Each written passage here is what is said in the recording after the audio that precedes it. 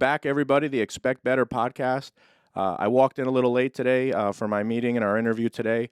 Walked in to see the great Chris Smith, the legend from UConn, local product here from Bridgeport, Connecticut, on the show, the Expect Better podcast, to tell us about his journey. What's happening, Chris? Hey, what's going on? Happy to be here. Now, listen, when you responded, and I'm going to tell people how I creeped on you because I just tell it like it is. I sent my man Chris a nice message on Facebook Messenger.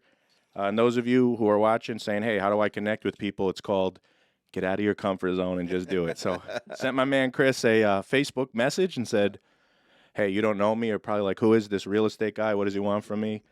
And he responded. You took the bait, man. Thank you. Yeah, I appreciate it. I try to respond to people that come out, man. I got a lot of fans and a lot of friends. I'm from Connecticut, and a lot of people come out, they hit me, and I try to hit them back. If I don't, I'm sorry. I can't hit everybody. But how many people message you on or try to be your friend on social media? I have a lot. I just started really doing Facebook, man. I do Instagram a lot. Okay. I'm on Instagram a lot. And so what I did with Instagram is connected to Instagram. Yeah. So whenever I put something on Instagram, it automatically goes to Facebook. Work smart, not hard. So I'm always checking my Instagram. I get messages on Instagram. So when I check my Facebook, which is probably once a month or once every other month, it's hundreds of people on there. Well, listen, very well deserved. Your resume is incredible. We're going to talk a little bit about that. Want to talk about your life growing up, kind of what you're up to. Your career. I have some stats, as I always say when I'm on the show here. I spend some time, and your resume is super impressive. Thank you. Love to see people local, Bridgeport, that succeed. Love to hear their story kind of growing up. And so we do this one of two ways. Sometimes we start with just jump right into the, what people know you or what they remember you most for. And then sometimes we go with, let's talk about life growing up, young Chris Smith. So let's start with young Chris Smith. Oh, yeah.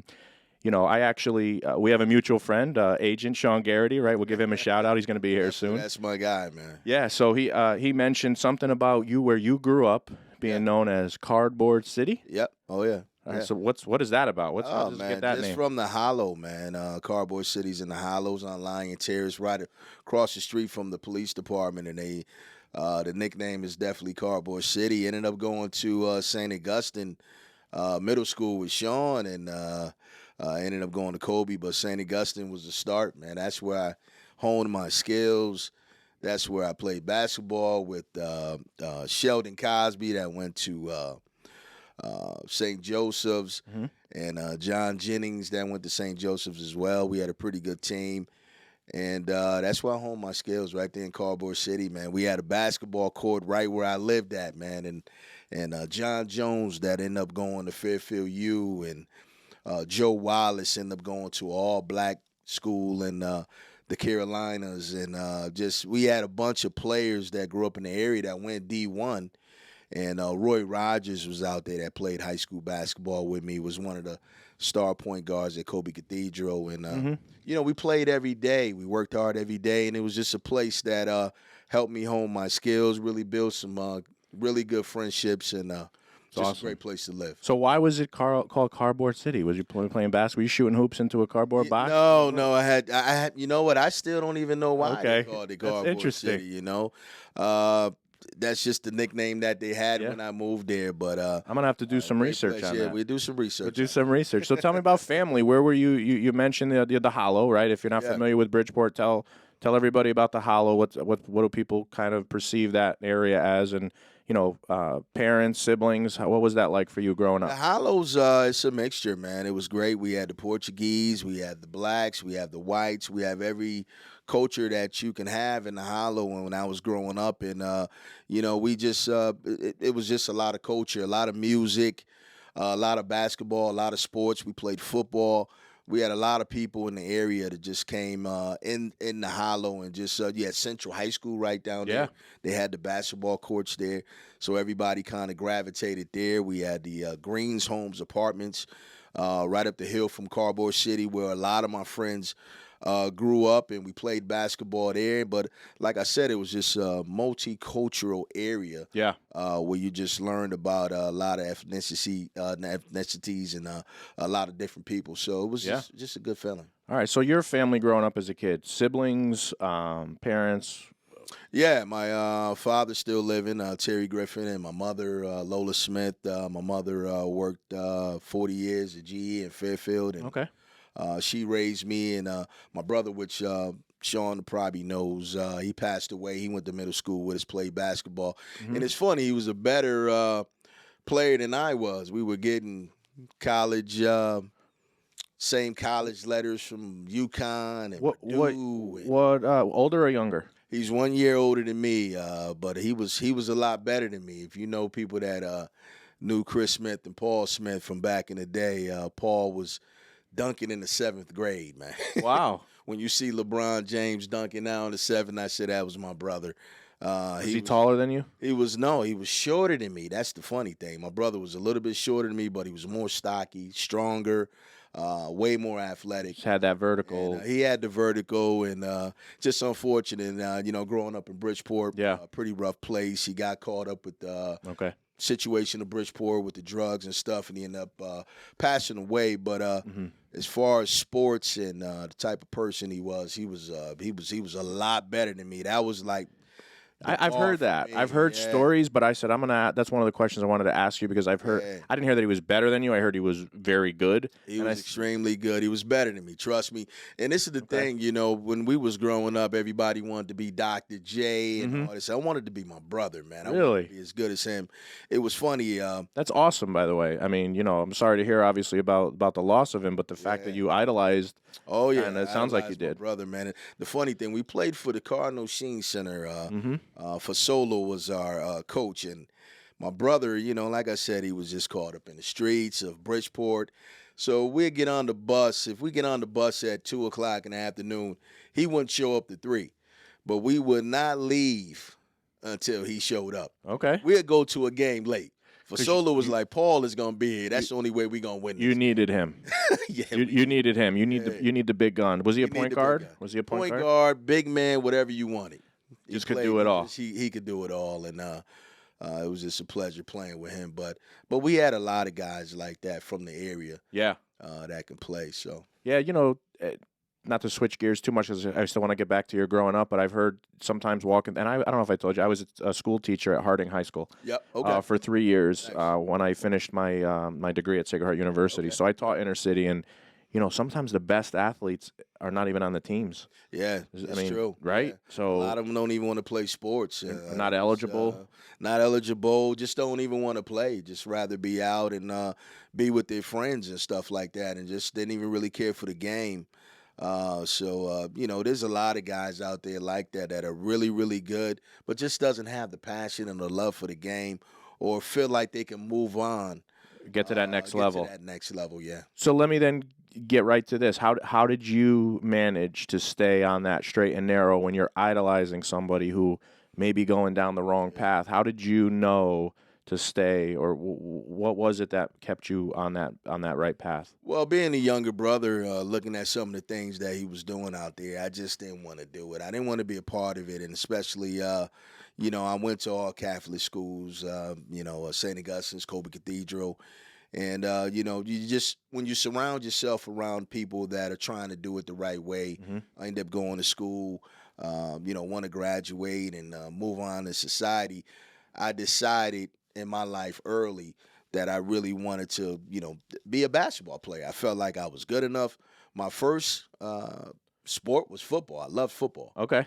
I was really, really good in football. What position did you play? I was a wide receiver. Okay. And no one's catching you. No one's catching me, or and I'm jumping over everybody. There you go. But Kobe Cathedral did not have a football team. That's right. So the only sport you could play was either baseball or basketball, and that's when I really decided to really, really get into basketball, hone my skills, and like I said, we had guys at Kobe. We had Dorsey and Roy Rogers is really good. Roy, I think he ended up going to Southern to play basketball. And then we had Milton Petway that played at Sacred Heart University. He was the point guard there. Mm-hmm. So, I really learned from some great guys that was playing in front of me. And I watched them every day. They worked hard, played hard, and they didn't, they knew I was good, but they just they still was in my face every day. Yeah, challenging me. Pushing you. and pushing me very hard. And, I learned the valuable skills from Milton and Roy, how to practice every day and work hard. And I saw them go on to go to college, and Yeah. I felt like I could do it too. So you mentioned the Catholic schools. You're a faith-filled person. Yeah. Mom kind of raised you that way, or Oh, yeah. yeah. Catholic faith, different faith. Just faith, man. Okay. Just believing in Jesus Christ, definitely. Of course. Obviously Baptist church, but Yeah. just believing in God and as Yeah. a Christian, man. Yeah, that's great. So, do you think Mom saw something about getting you and your brother at that time into the Catholic schools to try to provide, obviously, a better life for you? She didn't want us to go to public schools. Okay. I don't know what she saw early on where she felt like I needed to be in Catholic school.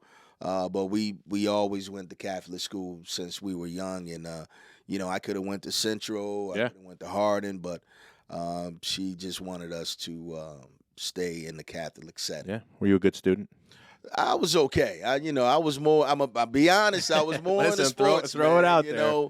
I worked hard. It was a lot harder for me than my brother because like I said, my passion became sports, man. Yeah. I mean, I had my ball. And what's wrong with that? Man, I took it everywhere. If I went to the store, I was dribbling to the store. If I went anywhere, I had my ball. Did you go by foot a lot of places, walking? Back in the day, you rode your bike a lot. Or, you definitely walked. We walked from town to town just to play in every community. I had family that lived in Pequannock, and we used to go there, and there was a lot of guys there that played basketball. So I walked there. That's a 25, 30-minute walk. I will walk to the Terrace, which is another 30, 40 minutes where they had a lot of good guys playing basketball. So we'd try to go to each side of town and play the best guys, whatever side of town that they're in. Like a summer league. 5-on-5? Oh yeah, we'll play 5-on-5. We have T-shirts, man. We How do you organize that? Now on social media, you could you didn't have a cell phone, right? So what they're doing now, meeting at gyms with the jerseys, we did that a long time ago, but we had T-shirts. Okay. So with our T-shirts, man, we'd draw our name on the back, Smith. That's awesome. Number. Like with a Sharpie? Yep, and we made sure we coordinated the color. So if we wore blue, the Terrace may wear red. Love it. The Greens may wear purple or whatever. Nobody took you down though, right? You guys were. We had a good team. We had it. Who's competing with you? Who's competing with the Hollow? Yeah, the Hollow's good. They're not hanging with you. So you mentioned the sports before at Colby. Let's bring it back at Cathedral Academy, which is St. Augustine. St. Augustine. Did you play just basketball? Just basketball. And in high school, same thing. High school, same thing, just basketball. There's no AAU programs or anything, or is there some summer ball, some fall ball? There was some summer ball. I was fortunate. I was pretty much a high-caliber player. So in the summertime, I always played in the Nike tournaments. Okay. So I always went to 5-star camp. Yeah. I went to Nike All-American camp. Can I talk about myself for 1 second? Yeah, go right ahead. I went to 5-star. Okay, nice, right? man. That's a great camp. Yeah, James Posey was like the head. Michael Jordan was there. Everybody. Yeah, I took a train with my friend, and we from New Haven down there, and I pretty much got my you-know-what handed to me, but at least I could say I went to the same camp that Chris Smith went to, right? Yeah, so we had, if you're ranked top 100 in the country, get invited. A lot of times you got invited to, the one in Virginia, the one in Pennsylvania. Yeah. Nike All-American camp. So I was always moving around I'm sure. Time and playing everywhere pretty much. And when I got home, it was refreshing because, I could say, look, I was here with Kenny Anderson. I was here with Lee Mayberry. I was here with, I played against these guys, Shaq and, stuff like that. We were on the same camp. Sean Kemp, so. Wow. Did he dunk on you?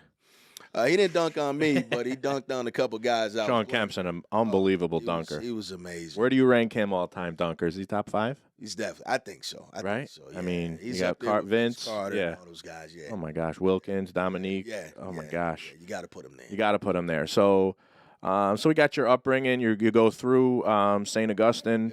Yep. Did you have any on the middle school level? Any specific coach that really had an impact? Mr. Campbell, man. Okay. Coach Campbell was the guy.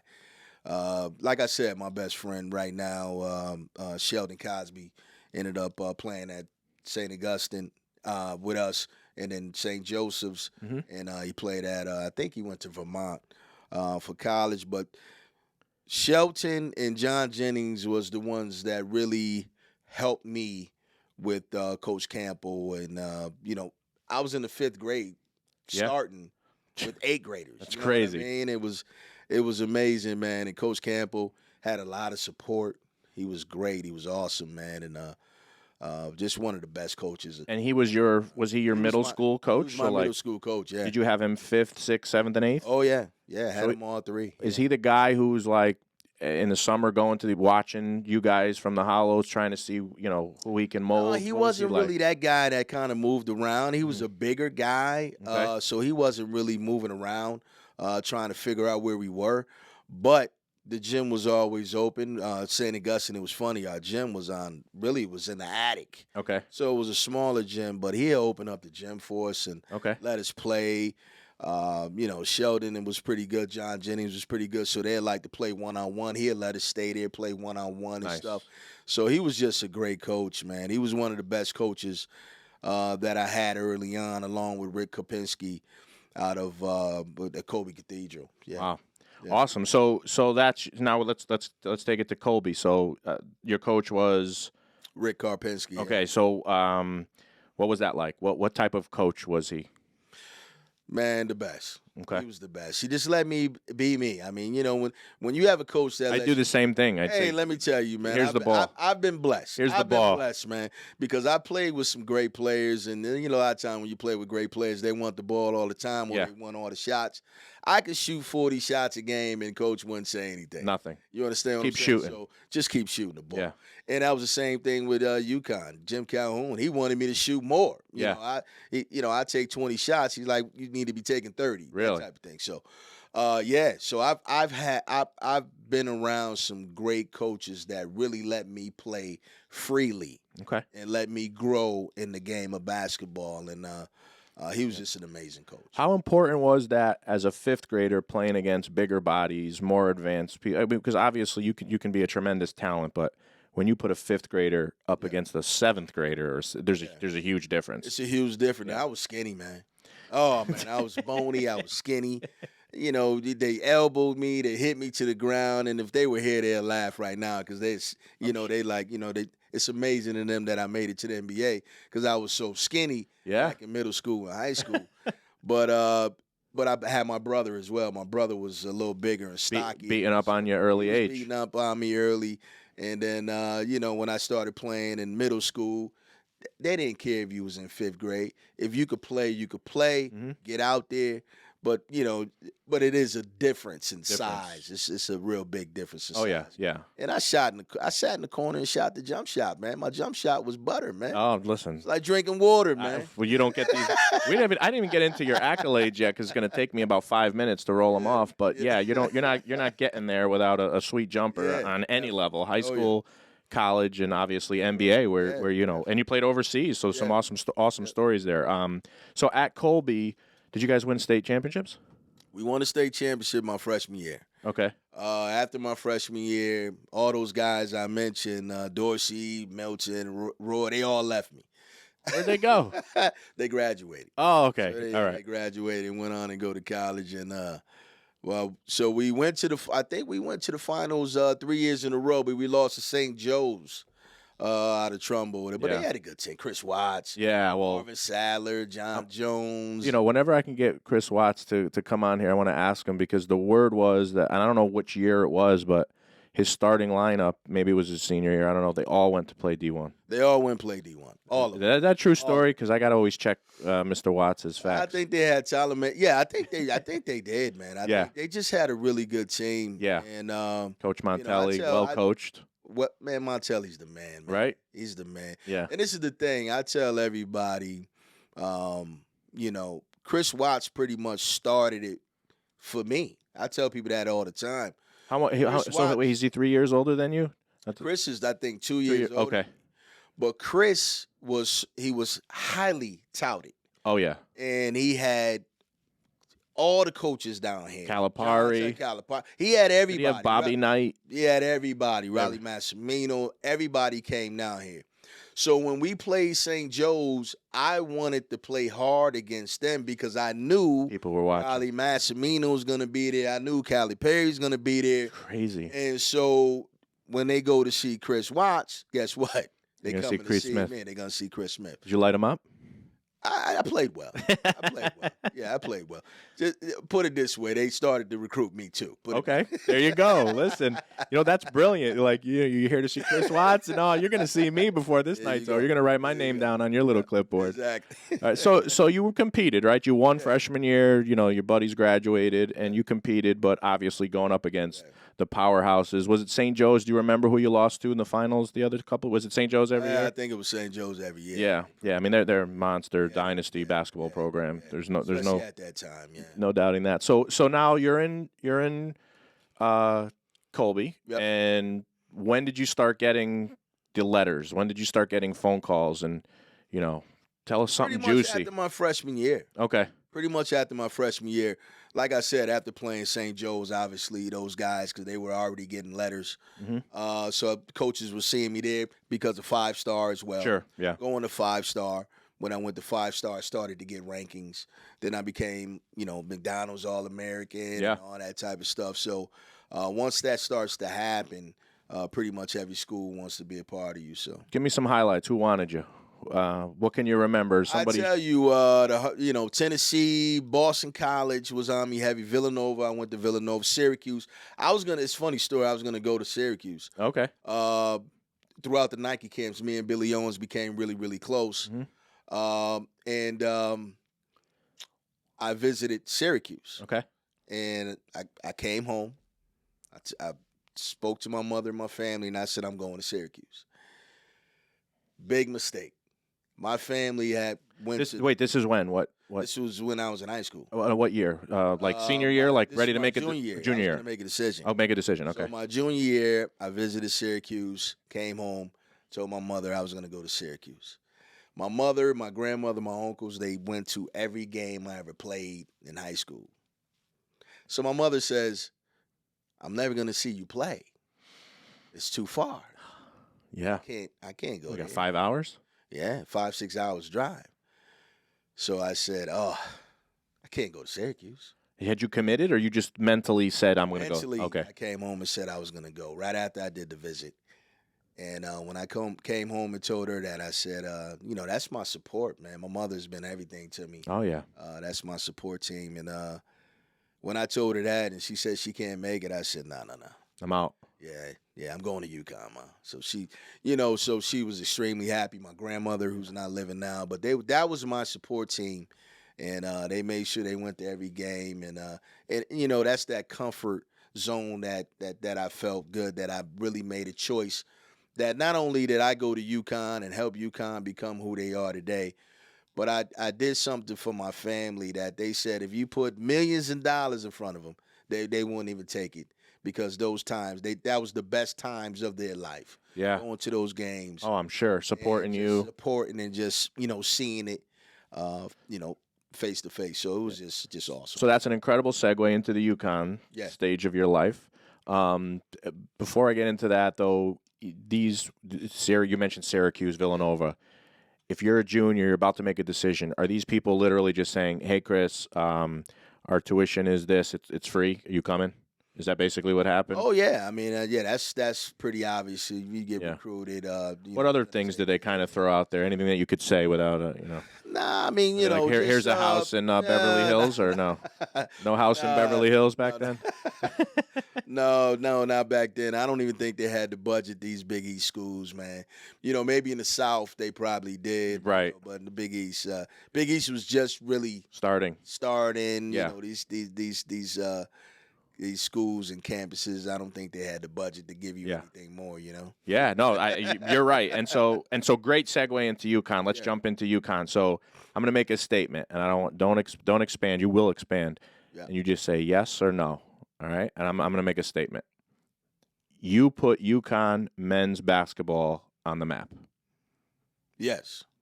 Great. Now you can expand. I mean, listen. You talk to anybody. Obviously, it comes out now. Obviously, you want to play in front of mom, grandma, your family. No amount of money can can give you those memories of the family being able to hop in the car for an hour and go see you play. But let's be real. What physically would have attracted someone to Storrs, Connecticut? At what was it, farmland? What would it look like? It was farmland, and this is the thing. You know, people know that Right. watch UConn back in the day and understood.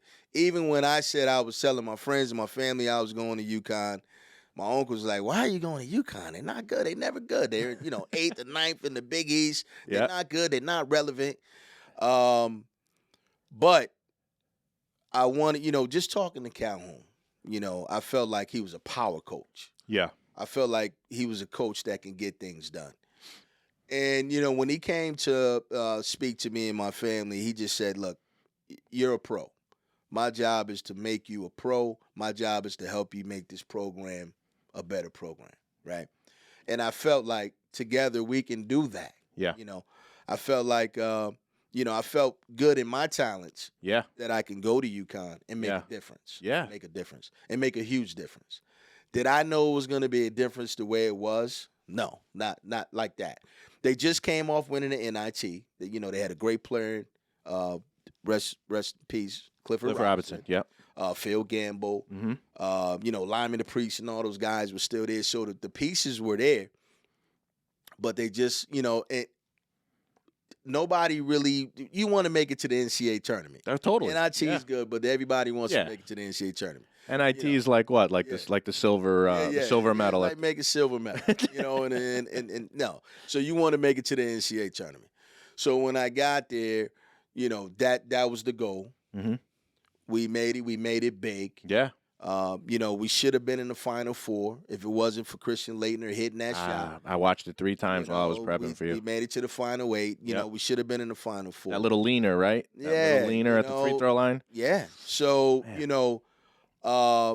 I really feel like my contribution to UConn was a huge contribution. Oh, yeah. Well, I really do.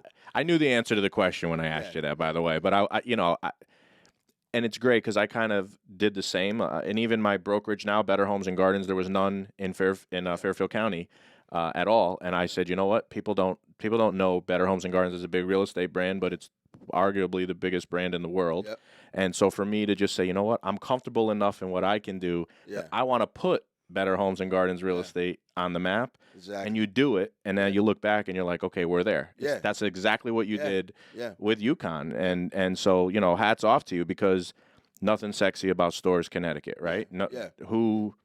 Now it's a different animal, right? It's a different animal now. They built it up. But when I was there, like you said, the best thing you could get was some ice cream. Yeah. Down the street. Some ice cream.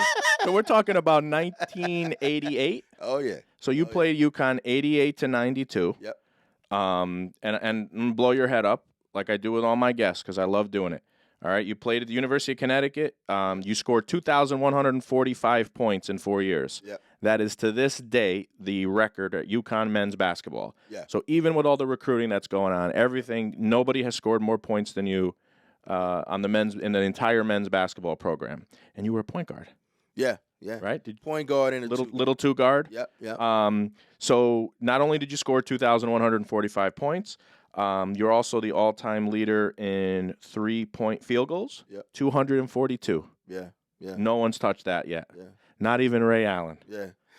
And it's funny is, these guys, see, when I was recruited, right, everybody stayed 4 years. And I was there, Lonzo Mourning, Dikembe, you stayed 4 years. Yep, at Georgetown.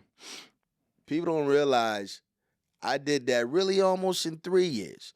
Number one, I was highly recruited, but when you come in as a freshman back then, I didn't play that much as a freshman. Okay. Not only that, I hurt my ankle real bad, pretty much chipped my bones, so I missed some games or played hurt. Like early in your freshman year? Early in my freshman year. Okay. So if I would have came in like a Donyell Marshall, and played Ray Allen and Rip Hamilton that played 25 minutes a game as a freshman, I have more points. You'd have 3,000 points. I have 3,000 points. Man. Well, because that is insane, and I did not. And that's why I'm having you on the show because I can't catch that online. Yeah. You know what I mean? If you come in now as a McDonald's All-American, you're starting.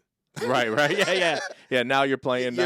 You're starting. But I had 2 great point guards in front of me. I had Tate George, and I had Steve Peichel from Bristol, Connecticut. Wow. They were in front of me. Where was Tate George from? Do you remember? Tate's from New Jersey. From New Jersey? He's from New Jersey, yeah. The Shot, from right? Newark. Is that the Yeah, Shot that's heard? The Shot heard around world from Burrell? Yeah. And then we had Phil Gamble. Yep. From Washington, and we had John Gwynn. So I had to really force my, show my skills in practice to try to get a little bit of time. Yeah. Which, I thank Coach Calhoun for, highlighting me, giving me a little bit of time. But if I'd have came, 4 years later, if I'd have came in as an All-American like I did, I'd have played 30 minutes a game. How much older was Donyell Marshall and Tate George?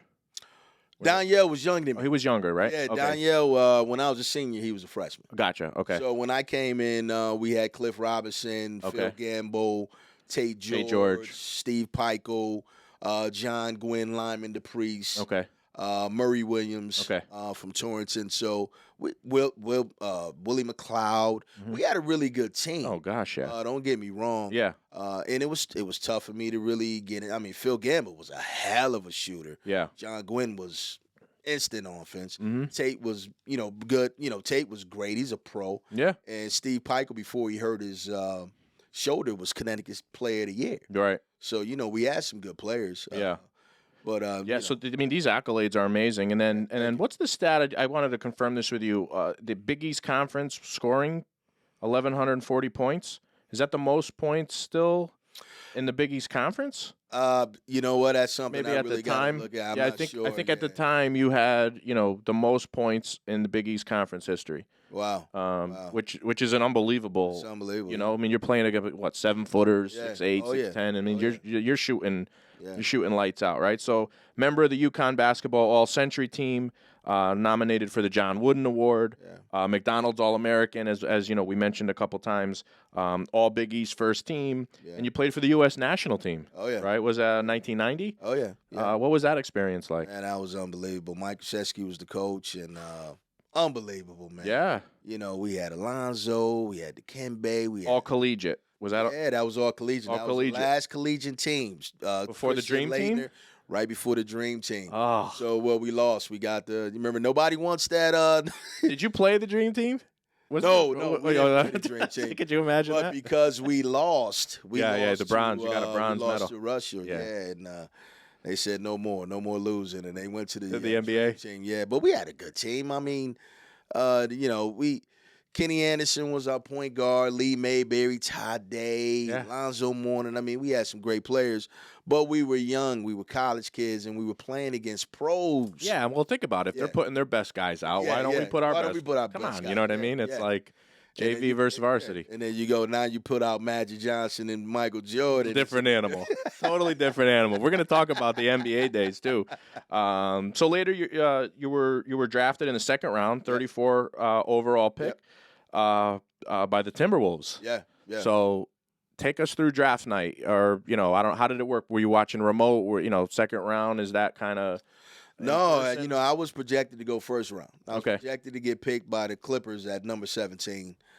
Something happened. Something always happens in the draft. Yeah. I think what happened, I couldn't go to Chicago pre-draft camp because I was sick. I had the flu. Okay. So I couldn't go. And I think that kind of hurt because when you got to show them your stuff. You got to show them your stuff, and I caught the flu. Everything happens for a reason. Totally. But I caught the flu and I couldn't make it. Didn't go. So I ended up getting drafted 34th by the Minnesota Timberwolves. Yeah. God bless whatever they draft. That's fine. Yeah. I just wanted to show out and prove myself and go out there and play. But Minnesota was a great place. Got drafted with Christian Leitner. Yeah, what was your thought when you Minnesota, right? Like, I mean, were you pumped? Were you kind of like, oh, I kind of want to go to New York, or I want to go to? Definitely wanted to go to New York or L.A. Man, come on, man. I wanted to play for the Clippers. I knew the answer to that question. The Lakers. Yeah. I'm a Philly fan by heart. Philadelphia. Sixers. Anything in East Coast, I would have loved it. My family could go and watch me play. So they send you to Minnesota. Are you like, man. damn? What's in Minnesota? Where is Minnesota? And I tell you what, but I had a great time. I ended up ice fishing out there, man. I used to go ice fishing and ended up loving it. We should drive our truck in the middle of the lake, man, put a hole and go ice fishing and catch pike out there in Minnesota. But Who knew? From the hollow? The hollow to catching some pike fishing in Minnesota? Come on, that's crazy. And Oh, then yeah. and then you brought up. So you were drafted. That he went. Christian Leitner went also. Yeah, Minnesota. Is that where he played his? Yeah, he played the first 3 years there. Yeah. So did you tell him how unhappy you were that he hit that shot against you? Man, me and Christian used to talk about that game all the time because Christian, it's funny. Christian thought we had a better team. He felt they couldn't beat us. He said he watched Duke film. at the time. Duke at the time. Yep. He watched film. He watched our players. He was like, "You guys are unbelievable," and he thought they was gonna lose that game because he felt from man to man. We were that good. Right. We had pros. You know, I went pro. Scott Burrell pro. Tate George pro. Yeah. I mean, we had Nadav Hennefeld. Nadav, yeah. We had pros. Don't get me wrong. They had Bobby Hurley. They had him. Fair enough. They had Grant Hill. Yeah. You know, they had a really He had good to play. Grant Hill was pretty good. Yeah. they had some players as well, but he felt like we were the better team, and we outplayed them that game. Yeah, we really totally. Did. He shouldn't have. I mean, Nah, I mean, but that's what he does. That's Christian Leitner. that's great. So you're one of the few that can say you played against him. Yeah. Probably hated him like everybody, right? I mean, there's documentaries on, Oh, yeah. who hates Christian Leitner the most, right? And then you played with him I played with him. in Minnesota. So what was that dynamic like? Great guy, man. Really? Christian Leitner is an excellent guy. He just hates management. Okay. If you're his manager, or you're his coach, don't say anything to him. He's the guy who don't take constructive He's criticism. an alpha man. He's an Okay. alpha male, and He like likes Bill to- Laimbeer. he like Bill Laimbeer. He like to do his things his own way, Okay. and just don't get in his way, man. But with the guys on the team, Yeah. man, we had a ball. They love him. Oh, Interesting. You know what? That's why it's he's because the that's not best. how he's portrayed publicly. No, he's the best, man. You still talk to him? I haven't talked to Christian in years. Really? I would love to I see. wonder him. where he is now. Who knows? Yeah. Who knows, man? I think he still lives in North Carolina or something like that. Okay. Yeah. Yeah, because I mean, obviously he had it. When was he drafted? Was he? Same year as I was. No, which pick was he? He was like the third pick in the draft. Yeah, he was. He was up there. I think Shaquille was number 1. He might have been 2. That's crazy. So now you're playing. You're in Minnesota. Yeah. You know, back then, money was good. It's got to be a few $100,000, which is probably like $1 million now. You're in Minnesota. Yep. You're pike fishing. You got some money in the bank. What did you do when you signed? When you signed with the Timberwolves, what did you do? Man, the first thing I did was I bought my mother a condo in Huntington, man, Shelton, and that was the first thing I did. And That's amazing. yeah, that's all I wanted to do, man. Materialistic things really didn't matter to me. Yeah. But comfort and security mattered. Coming Get from your a mom out of the city. hollow. Yeah, get my mom's out of a place that, unfortunately, gunplay was heavy back in the 80s. Crack cocaine, and just a lot of crime in the area was relevant, and so I just wanted to get her into a safer, more comfortable place. So this is 92. You're drafted. Yeah. You move when you sign. You're good, and what happens? You go to Minnesota. Yep. Where do you stay? With me, I ended up staying right downtown in a high rise. You rent a place, or Yeah, you does rent the a team place. put you up? No, you got to rent a place. I mean, you're grown now, man. You're a grown man. Come on, they can't You know pay what? for your They hotel get- room or something? No. Well, they give you a No, hotel no, for yeah. about a week Yeah, until yeah. you find your own place. But you find your own place pretty Yeah. quick. Did you buy a place or you rented a place? No, I rented a place because I only signed a 3-year deal. Right. So I didn't know if I was going to be there Yeah. after 3 years. If I would have signed again, then I would have bought a place out there. But I just rented while I was out there. So you played 3 years in the NBA, Yeah. right? Yep. When the contract was up with the Timberwolves, what happened then? Did you try to get traded? Did you go to the open market? Did you have an agent? Yeah, my agent was Bob Wolf, man. Okay. That had Larry Bird and all the guys from the Celtics. Oh wow! And he passed away. Great man. Sorry to hear that. Yeah. But no, we were getting ready to talk to Minnesota and then re-sign again. But in '95, that was the lockout. Okay. That was the lockout. So Okay. during the lockout, I don't know if you remember a guy by the name of Rolando Blackman. Yes. Yeah, exactly. New York Knicks. Yes. So Rolando, Die-hard Knick fan. Yeah. So Rolando has signed with a team in France called Limoges, France. CSP Limoges. Yes. Did my homework, man. Yeah, man. And so I ended up, I said, look, I got to play. I just bought my mom's a house. I got to keep playing. Gotta make money. And we couldn't because of the lockout. couldn't talk to the NBA, so I ended up going to France. And what was your connection to Rolando Blackman? He was on the team. Oh, he just happened to be there. Yeah, he signed as well. And you just did you know him? And so well, yeah, I mean, obviously from playing in the NBA. Okay. Yeah, definitely. Did a lot of players at the lockout, did they go to France or were they kind of just going everywhere? Yeah, they was going everywhere, man. People was just moving around because the lockout lasted like 6 months that year. It was crazy. But I ended up going there. Mm-hmm. Second day within I got there, we're practicing, dummy drill, up and down. I tear my Achilles, man. Oh. Yeah, it was pretty rough, man. So I didn't know that. I did not know that. Yeah, man. I didn't tear it where I tore it and you could walk. Yeah. I tore it where my leg was dangling. Oh my gosh. The next day, man, they on what kind of play? Were you did you stop quick or did somebody step on it? No. I just was 5-on-0. I was coming down the court, getting ready to pass the ball to the shooter, and all you hear is just loud because the gym was empty. And it just felt like all you heard was like a pow, like a real loud sound. And I'm like, what the hell was that?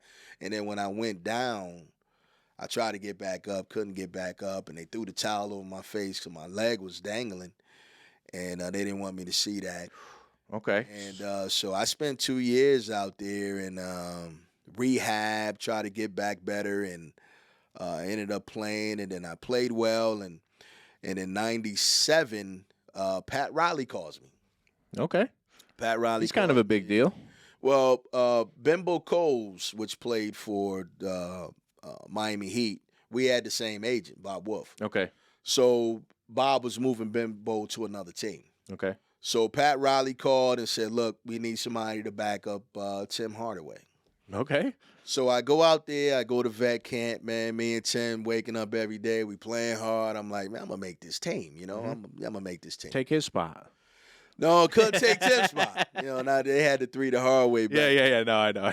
But, you know, it was just a good feel. I felt like, they were familiar with my agent. Sure. You know, they already had Bimbo Coles. They related me and him as pretty much the same player that could shoot, play defense. 97, second lockout, man.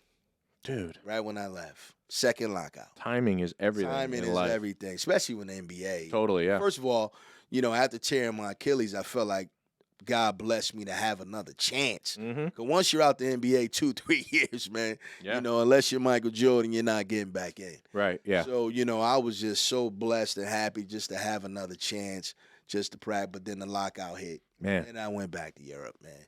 Yes. So I ended up playing in Europe. So you played at Echo Houthaland. It looks like a little time in San Juan. Yeah, I was all over the place. Yeah. Man. How did they pay, you know, not dollar per dollar, but comparatively, like if the NBA's paying, you know, $200,000, what are they paying overseas back then? Is it like a quarter? Is it like Yeah, back then the teams that I was on was playing $300, $350. Okay. In that area. Wow, that's great. Yeah, Rolando was right around $5. Yeah. The higher profile, they'll pay you more. The higher obviously. profile player you are, you know, they'll pay you a lot more money.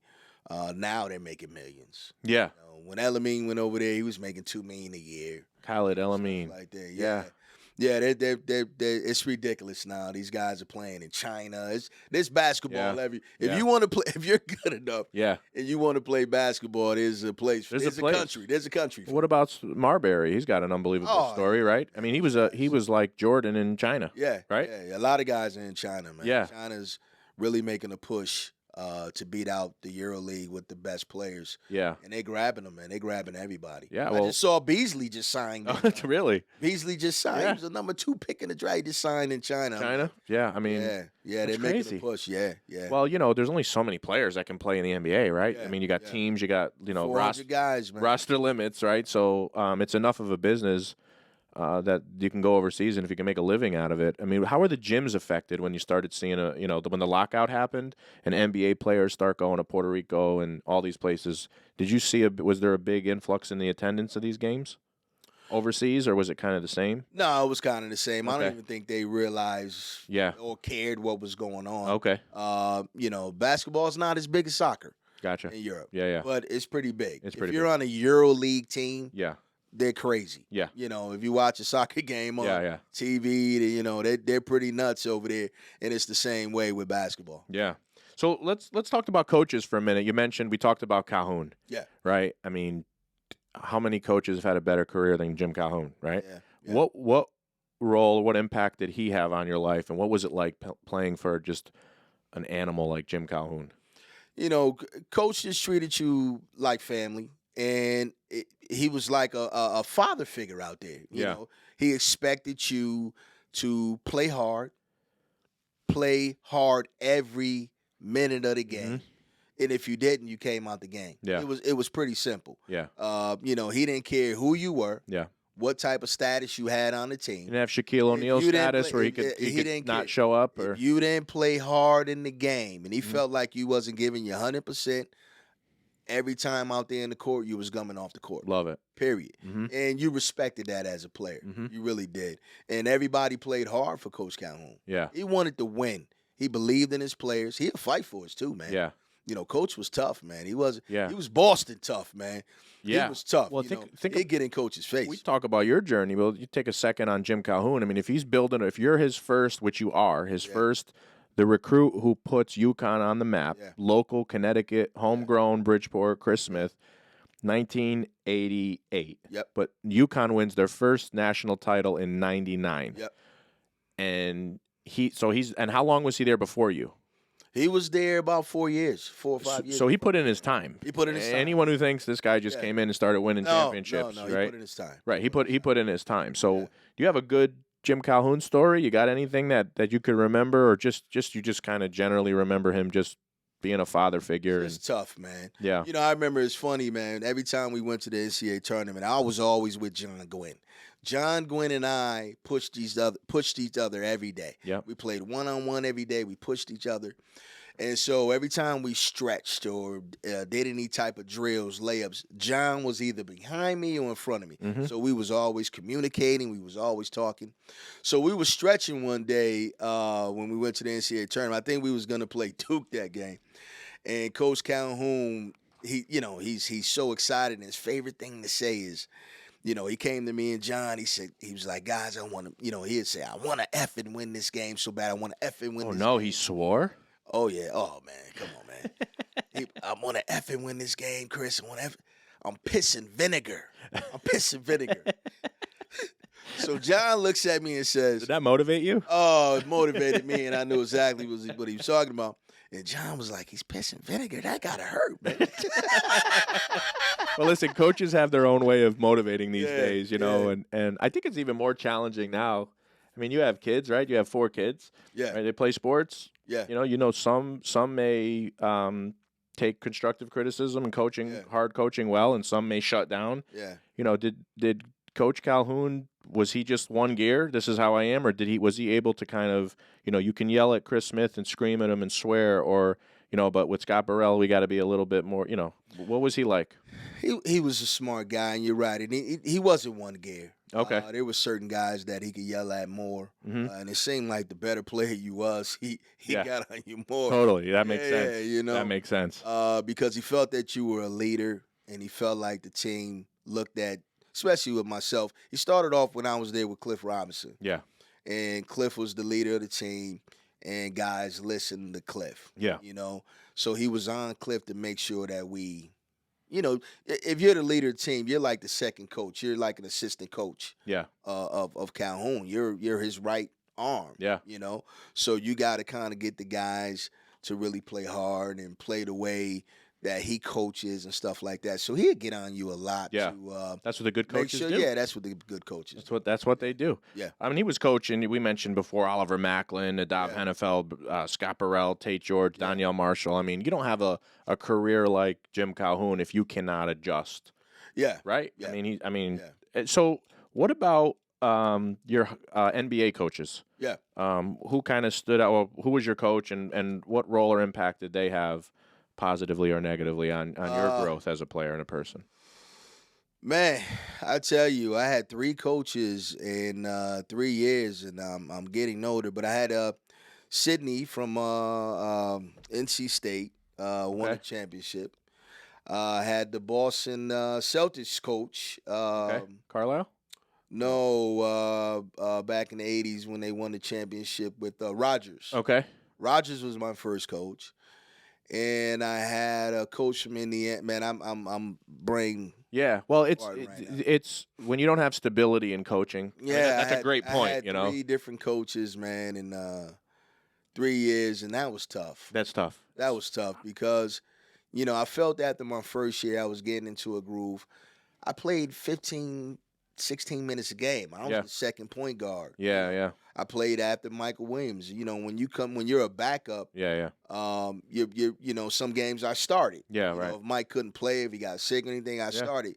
So you try to get a rhythm with one coach. Yeah. But then when that coach gets fired, Start over. you got to start over. But they Yeah. bring in new guys in, Yeah. trying to figure things out. So for 3 years, you're trying to prove yourself over and over again to a coach, and it was tough to build camaraderie, man. Totally. Yeah, yeah. You need stability. You need In a stability. household, on a basketball team, football. Yeah. That change is always And difficult. then our players, man. I mean, we got rid of, we laughed. Me and Doug West was really, really good friends on the team from Villanova. And Doug was like me. Doug played 5 years with him. I played 3. We were probably like the vets on the team because we Yeah. were the only ones that stayed that long. Stay there that long, 3 years. Yeah, yeah, yeah. You know what I'm That's saying? crazy. It was Yeah. like we used to laugh about that, especially after my 3rd year. And I was hopefully gonna sign some more. And Yeah, me and him was like, man, we're the only ones that ever played yeah, more than 2 years yeah. at Minnesota because Was Minnesota an expansion franchise? it was an expansion It was, right? franchise, and Yeah. they just got rid of guys. We had Luke Longley, Yeah. and they Went to the Bulls. then he went to the Bulls and won a championship. I know, right? Like, wait a minute, man, we had Luke. You had him. He goes and, but he played goes with and- Michael Jordan, though, right? Yeah, a little I know, but different. still, he I'd played, win a championship with Michael Jordan. Anybody would, but Luke was 7 foot. He was Yeah, yeah. Australian kid. He Oh, was yeah. excellent. He was strong. But when you're losing, sometimes the management and coaches, Yeah. they just Yeah. got to make a change. Yeah, he no, made totally. a lot of changes, man. So these collegiate and NBA experiences you had, you played against. You mentioned before Alonzo Mourning, Yeah. Michael Jordan, Yeah. right? Who else did you play against that you remember that Man, I mean, Isaiah Thomas, Tim Hardaway, Charles Barkley. I mean, all the you greats. played? I mean, you played in the era that I That was remember. the era, man. That was the era. Yeah. That was the era of great basketball. Great basketball, yeah. So that what an awesome thing Yeah. experience that you Oh, had. What has basketball taught you about life? Well, basketball has taught me to love everyone, man. Like I said, when you play basketball, you really communicate and build friendships with all people. Yeah. It brings all people together. Mhm. Sports does. Yeah. When I grew up in Bridgeport, it was majority black, right? Mhm. So when you start playing sports and you start going to different countries and you start playing in different cities, you start to build friendships with everyone. Yeah. Yeah. Yeah. And that's what it taught me, man, just to love everybody and Yeah. build friendships. I always ask people because I have so many of them now I can't keep up. It's bad because I can't keep up with them. But group chats, right? Like who do you still talk to that people would be like, wow, that's pretty cool. You still talk. We mentioned earlier we were talking about Scott, right? Who, Yeah. or Oliver. Who do you all still? of us, man. We all group chat, man. Man, they're funny, man.